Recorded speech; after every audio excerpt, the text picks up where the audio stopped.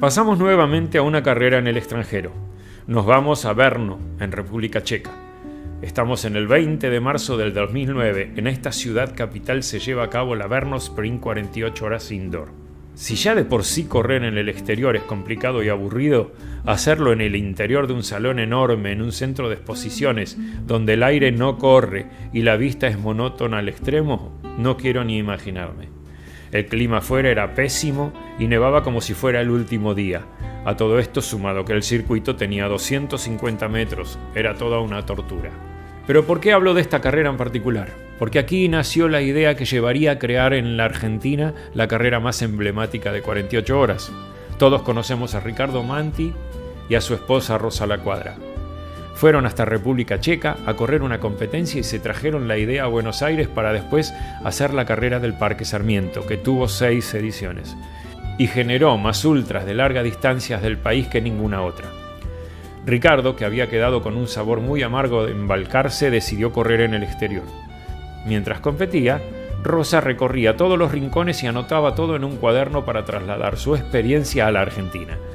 Ricardo, superándose a sí mismo, logra una marca de 305 kilómetros, entrando en el top 10 de la carrera europea. Más que satisfecho, pero lo cierto es que lo más valioso para esta historia venía en el cuaderno.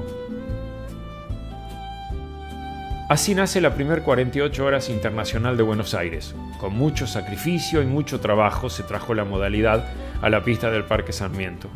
Una pista poco usada, descuidada y algo ondulada de polvo de ladrillo y conchilla que tomaría vida nuevamente gracias a esta competencia.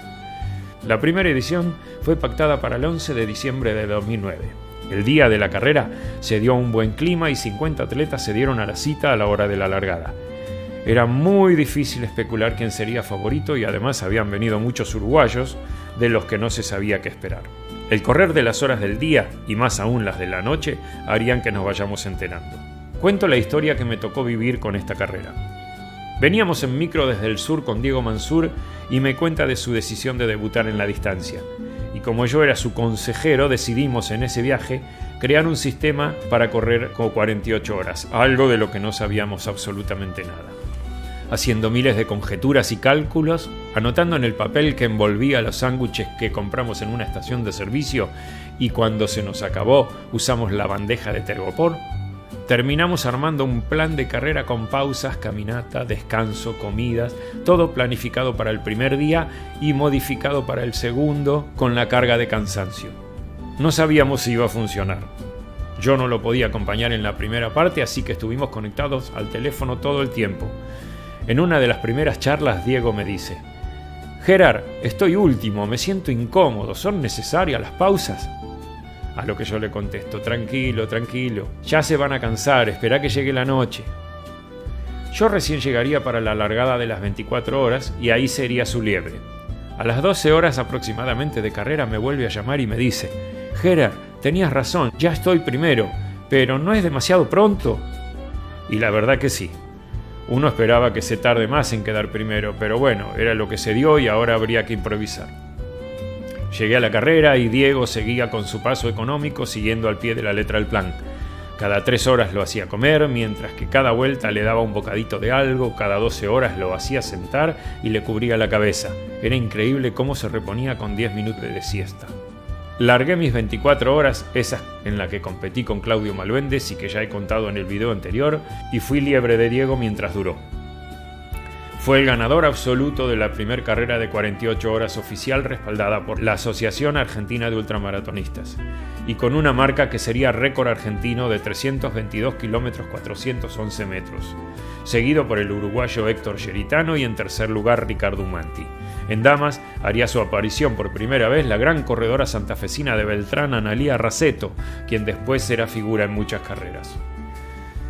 Después llegará la entrega de premios y la crítica por su pobreza, situación que por suerte fue mejorando con el tiempo.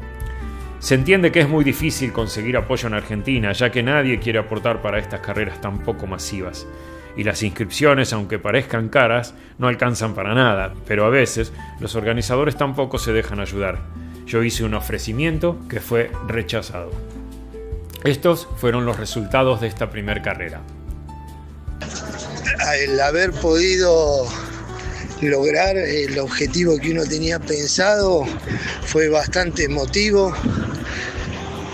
Se entrenó a conciencia, por suerte se dio, y yo sabía que tenía que correr 24 horas parejito como lo hacía años anteriores de 24, y después sabía que llegaba la caballeriza, tanto Marcelo como Gerardo obviamente, que son los primeros que me apoyaron y ellos sabían que yo podía llegar a hacer ese logro.